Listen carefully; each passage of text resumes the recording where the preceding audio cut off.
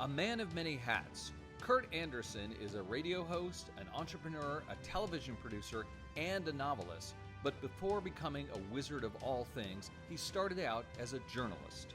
After graduating from Harvard, Andersen co-founded Spy, a satirical magazine which mocked American celebrities and media icons in the late 1980s and 1990s, including now President Trump. From there, Kurt worked as an editor-in-chief of New York Magazine, then moved to the New York Times, and later created his own radio show. These days, he describes himself as a book writer, but Andersen says he's always had more than one plate spinning at a time. In this episode of Influencers, I speak with Kurt Andersen about his newest book, his infamous nickname for President Donald Trump, and how America's middle class is at war with the ultra-rich.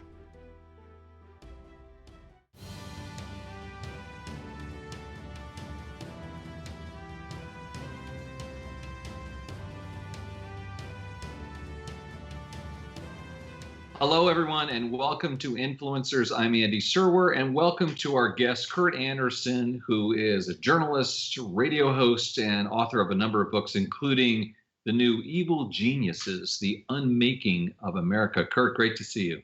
Good to see you, Andy. So I want to ask you, first of all, about that introduction. And this is an unusual question, but is that how you would describe yourself? I mean, what do you do for a living, Kurt?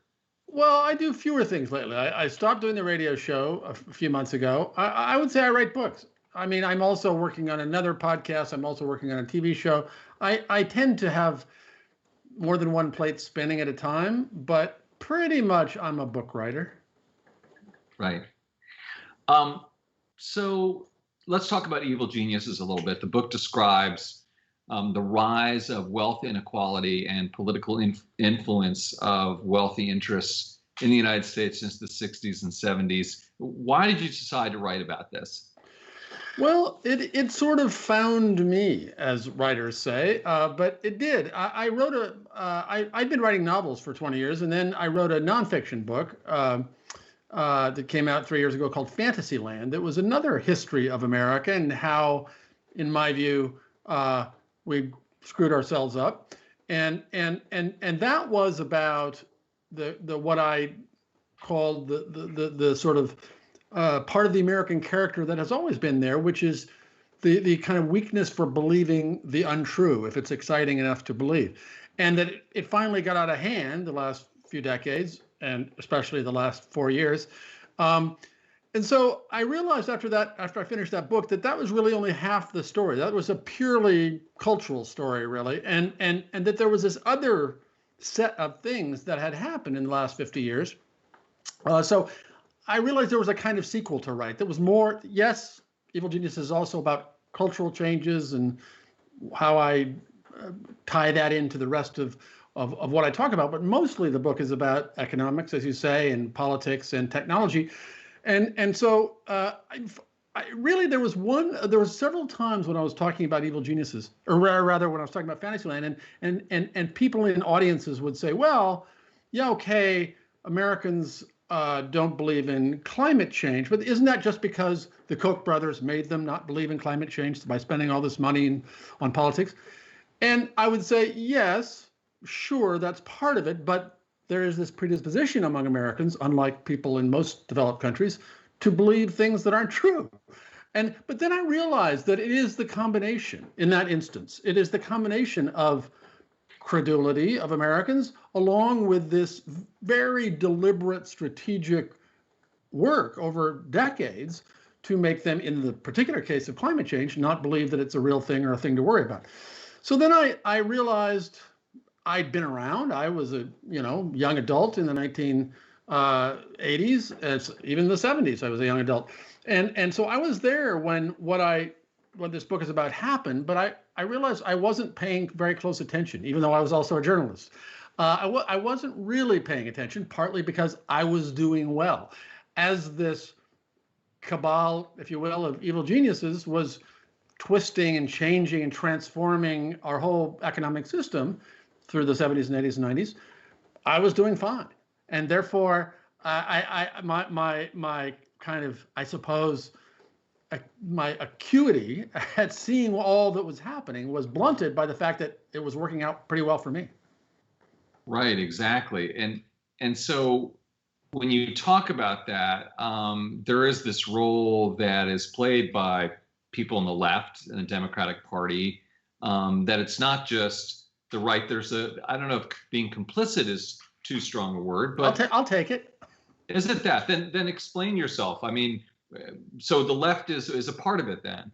Well, certainly the liberal, yes, left of center people were definitely a part of it. I mean, the book is primarily about the economic right, the Milton Friedmanites, the Kochs, the other right-wing billionaires, the whole right-wing counter-establishment, economic right-wingers, and what they built in the 70s and 80s and 90s to really create a paradigm shift about how all of us and our system thought about fairness, inequality, and all those things economically. But we New Democrats, as they were called, starting in the 70s, the Gary Harts, the Bob Kerrys, the Bill Bradleys, the Paul Tsongases, all these guys who were my heroes, frankly, said, "Oh, we're all free marketers now. We're the 60s are over. We're now committed to compromise and figuring out a good system that's all about the free market, and let's meet halfway." Well, and they did, and again, I wasn't a policymaker. We did, and then just kept moving to the right. And there really ceased to be in this country a politically influential economic left. I mean, really, there were still, back in that day, there were still liberal Republicans. Then the sort of Democrats on economics took over that role of being the liberal Republicans, and there were no FDRs left. There was not that economic vision politically that had any kind of consequence or power or much influence in the United States. That reminds me of two things quickly. One, I remember a British person explaining to another British person, said, well, you got the Democratic Party, the Republican Party, which is like the Tory Party here. And then you got the Democratic Party, and that's like the Tory Party here. That one. And then another one, I remember just a couple years ago, Kurt, I'm up in Maine, and someone said to me for the first time, and I was shocked when they said this to me, but it makes so much sense now, that the Bushes and the Clintons, they're all the same. Well, exactly. And I remember back in the 90s, I remember the 2000 election when people would say to me, oh, the Democrats, the Republicans, there's not a lick of difference between them. And of course I would say, but look, the Supreme Court, race, women's rights, reproductive rights, all and on. And those indeed are significant differences between Democrats and Republicans then and now. But what they were seeing, and I wasn't, because again, the system was not screwing me over, was that in economics there had ceased to be much of a difference. It was really people talked in hyperbolic terms that I always looked at as too hyperbolic about there's a capitalist party, there's a leftish half called the Democrats and a right-ish half called the Republicans. Now, and so that's true, even though, of course, the left and certainly my position and in this book is like Elizabeth Warren's. I'm all for the free market system, just one that works and is sustainable for the long term and is fair as it was when I was young.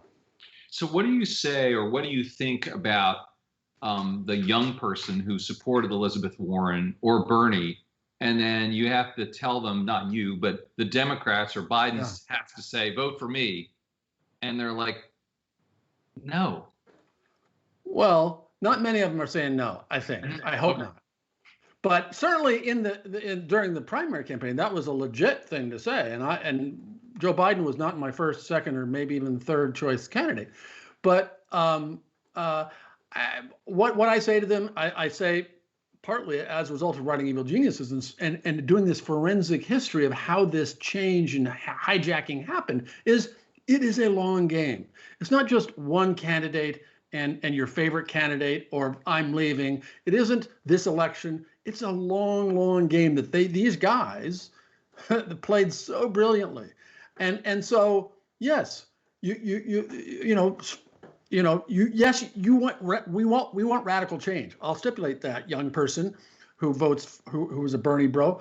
But it comes, I'm afraid, one step at a time. And the first step would be great, wouldn't it? I think if we had a big landslide electing this moderate Democrat president. And by the way, a moderate Democrat who, because his party has moved significantly left just in the last decade on economics, finally has become a kind of party of the left on economics, that he will do what his party wants because he is a kind of generic Democrat.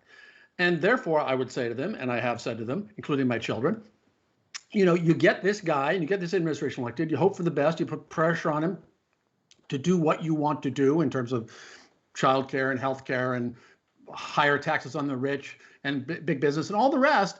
And, this is your shot. I mean, you couldn't even get Bernie Sanders nominated. So give up that, give up your sorrow and anger about that and face what's in front of you, which is, getting a Democratic president. And that's your first step. But it's only a first step. You wrote in your book about the rise of inequality. We were hoodwinked. We hoodwinked ourselves. Are you referring to the media there? No, I'm sure, but I'm really referring to all of us in a certain way. Certainly the media and the professional class of liberals and even professional Democrats who I think overinterpreted what the election and the landslide election of Ronald Reagan meant.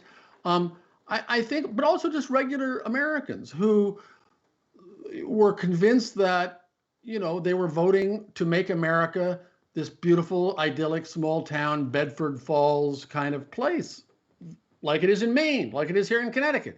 Again, and really didn't read the fine print or didn't imagine what was really going on, which is that the normal people, the 75% of Americans who aren't anywhere near the top, were going to get screwed, and they did. So that's the hoodwinking. The hoodwinking by this kind of turning the nostalgia that had become so rampant in the 1970s and then into the 80s into a political means of selling Reaganism and America it's a beautiful place and it's morning in America, without really going into the details, the hundreds of details of what that meant about how unfair and insecure and unequal all of the important pieces of the American economic system were about to become.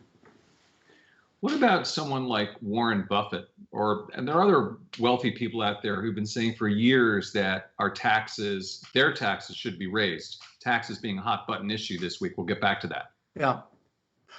Warren Buffett, whom I've known for a long time because I grew up in Omaha, where he still lives, has been amazing and extraordinary. And I don't share some of the loathing of each and every billionaire that some of my political friends and allies share.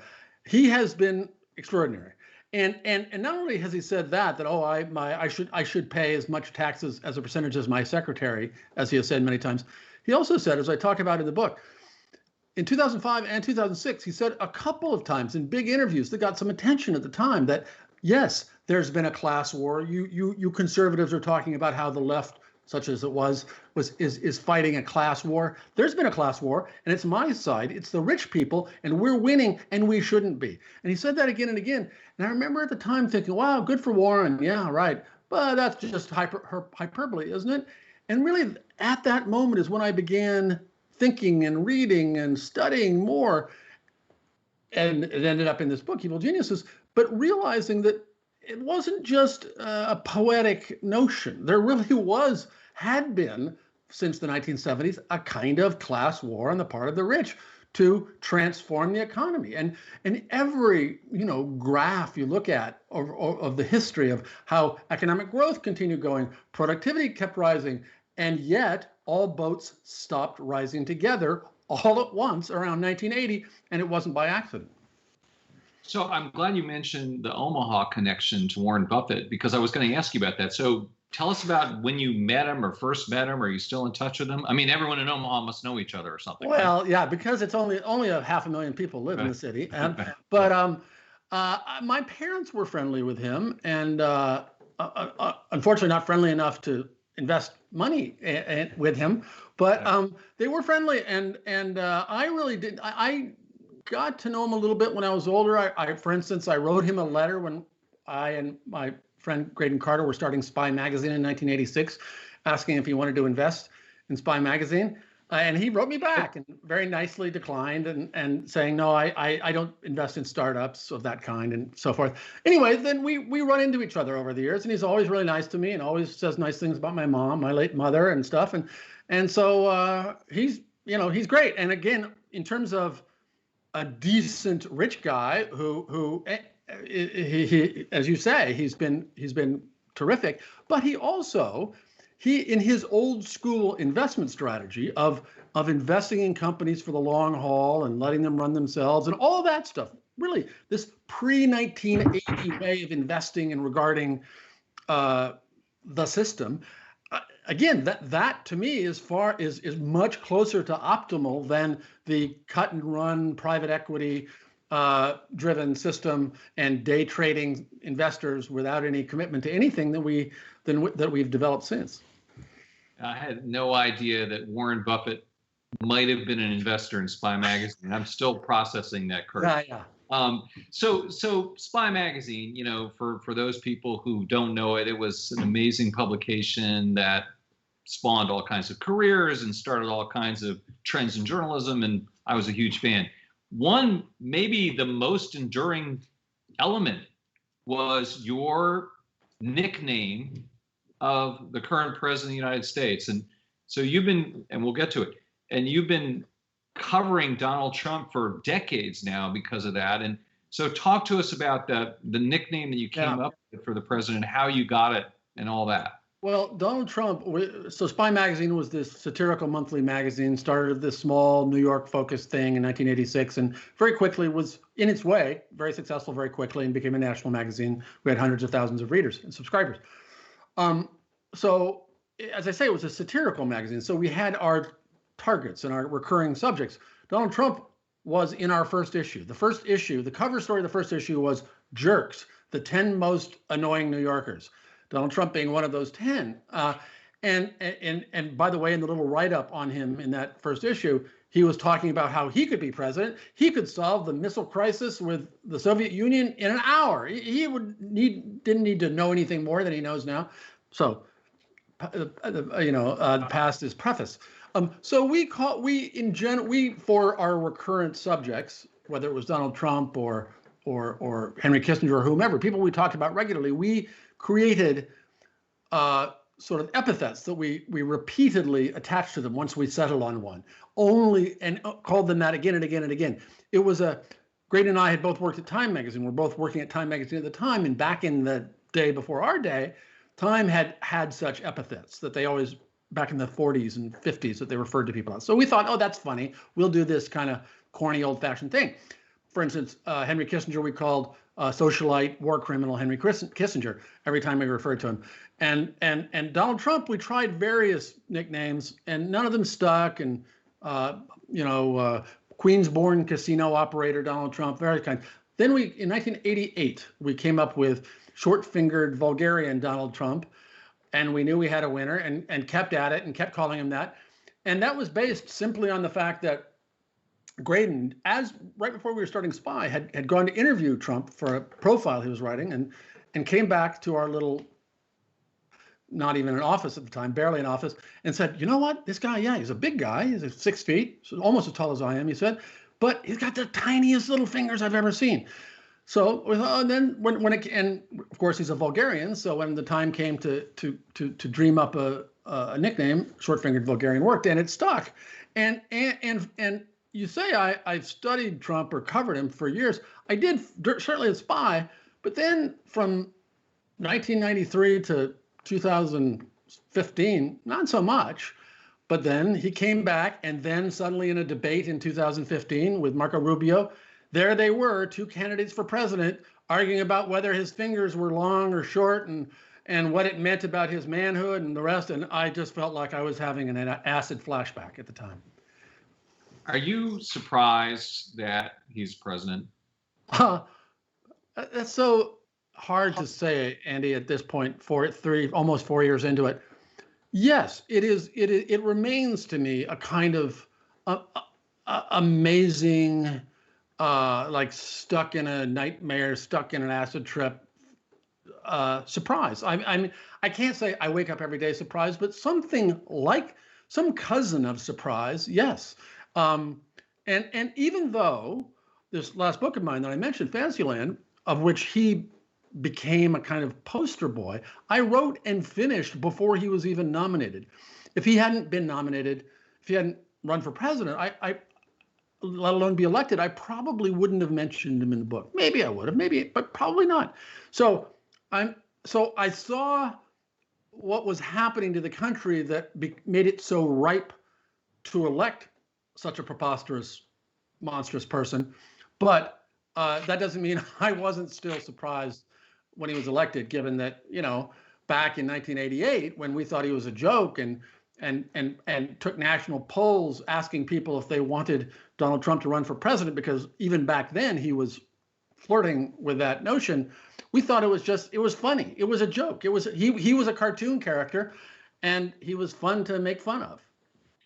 But do you understand, Kurt, that some people watching this might be deeply offended by what you're saying and maybe call you a long-fingered liberal, or I don't know what they might. And all of those adjectives are correct. Okay, that alone. But what is it? I mean, 30%, 40% of America loves this man. Yeah. Love him. Yeah. Well, and 30 or 40%, I would say 30% love him, and another 10 or 15% will vote for him. Right. Would be my estimate. Then there are my evil geniuses who don't love him by and large, who understand that this is the guy they got, who the hoi polloi in their right-wing coalition love, and therefore they're stuck with him. And as long as he gives them a $2 trillion tax cut, as he did in his one legislative accomplishment in 2017, and as long as he is a ferocious anti-regulation guy, and really serves them in every way, except they don't like tariffs so much, but we'll live with that. They're good by him. But what does it mean that 30% really do love him? It's 30% of America believes all kinds of things, are strange and kooky and misguided in all kinds of ways. So, yeah, they managed to elect a president, and that's strange and phenomenal and a milestone. But what are you going to do? Yeah, I mean, that's how it sort of ties into the book, right? I mean, that it speaks to people believing things. I mean, and maybe people believe Donald Trump literally every single thing he says. I think that the president himself has said, hey, some of this is hyperbole, right? I don't know that he says that anymore. He said it, well, rather, Tony Schwartz, his first ghostwriter, said it when he wrote Donald Trump's first memoir back in 1987. He says, oh, I was joking, or he doesn't say, as some people had said about him when he was running, oh, don't take me literally, but just take me seriously. He doesn't quite know the difference or care about the difference. And if he always gives himself the option of saying, oh, no, I was just joking, if he sometimes goes too far. But it's just a show, sure, but he's also president of the United States, hurting and ruining many human beings' lives in various ways. So, you have to take him literally, potentially literally, always, and for sure, seriously, always. So this notion that Americans historically have believed in things you don't understand, to quote Stevie Wonder's song, I guess, right? But it's a more dangerous world now, Kurt, because of social media, arguably. And if you look at elements like QAnon, I mean, that's different from 30 years ago, right? It is. I mean, again, in Fantasyland, I talk about the kind of America's devolution into believing too many conspiracy theories to explain any bad thing that people think is bad, started around, the late 60s and slowly but surely got worse and worse, especially in the 90s, and especially in the 90s and after, because, as you say, of not just social media back then, but the internet. Once we had an internet and all kinds of preposterous conspiracy theories and preposterous ideas and quote unquote facts of all kinds looked legit. Look, I saw it on the internet. It looks just like the New York Times. It looks real. It must be real. We were in trouble because that was a new condition. There have always been crackpots. There's always been conspiracy theories. And by the way, as I always stipulate when I talk about conspiracy theories, I understand some conspiracies really exist. However, most conspiracy theories are not true, and many of them are insane, like QAnon. But once we had the internet, this what had become this default fantasy instinct to explain everything in terms of conspiracies really got out of control and took over more and more of the brain space, especially on the right, not just the right, because, for things like the anti-vaccine movement at the beginning was more left than right. The 9/11 truthers at the beginning were more left than right, but it became more of a thing on the right. And once you had this ability to conscript believers, and then suddenly believers felt like, look, I'm not the only person who believes this. There are thousands, tens of thousands, millions of us. It was a cascade out of control. And yeah, eventually you're going to get to QAnon, where there are God knows how many believers, and now Republican candidates for the House of Representatives who are QAnon believers. This utterly preposterous, constantly evolving, kind of collectively authored theory of everything that, again, in many ways, it's not so different than the thing that existed when you and I were children, which is the John Birch Society, but they at least had a focus. It was Soviet Union, China, communism, anti-communism. Dwight Eisenhower was a stooge of the communists and so forth. Now, that was ridiculous, and they were extreme, but not even. But the conservatives at the time, like William F. Buckley and Barry Goldwater, stigmatized them, kept them away from the party. We couldn't have these people. That's no longer the case, and thanks to the internet, you don't have to go to some little storefront in Bogalusa to be a member of the conspiracy believers, as the John Birchers did. They're everywhere, and it's as accessible as your telephone. You're on Twitter a lot, Kurt. I am, Andy. So, right. And so I am too much. I really look forward to the day that I'm done with it. And yes. I don't know why I can't say that, like that the day is today. But that's part of the whole attraction, and that's a whole nother conversation. Have you given much thought in terms of how Twitter and Facebook, just to name two, could police this stuff, stop it, or what do we need to do to Facebook and Twitter? Yeah, it's tough because it is a new situation, but and Twitter is making its efforts. Facebook is a different beast because it's so all-encompassing, and so really it's a monopoly. It is a monopoly, as is Google.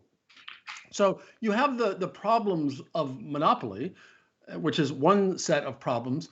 But then in the case of Facebook, you have a founder and controller, CEO, who has made it clear he is unwilling to make any meaningful attempts, really, to figure out how this new, incredibly powerful platform will not be worse for society and humanity than better.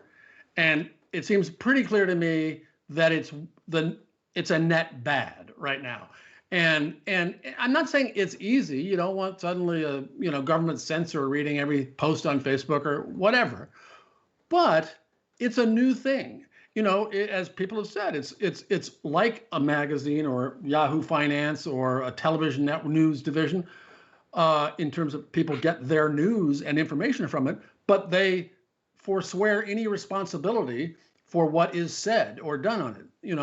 So okay, that's a new situation, and I get that it's hard when you're that big and X billions of users and all that, but that doesn't mean we don't have to try to figure out how to do that. And there are technical means, there are all kinds of means, and obviously they have pursued some of them at Facebook, but his slash their, Mark Zuckerberg's, and their basic corporate instinct seems to be, no, we're not going to do that. We're really not going to do that. Let a million flowers bloom, even if 643,000 of them are toxic, Our opium poppies. And by the way, if you see any, give us a call and we'll probably take those out. There you go. Exactly. Maybe. Exactly. Not Maybe. sure. Yeah. Right. Unless that particular opium plantation is paying us quite a bit of money to grow them. Right.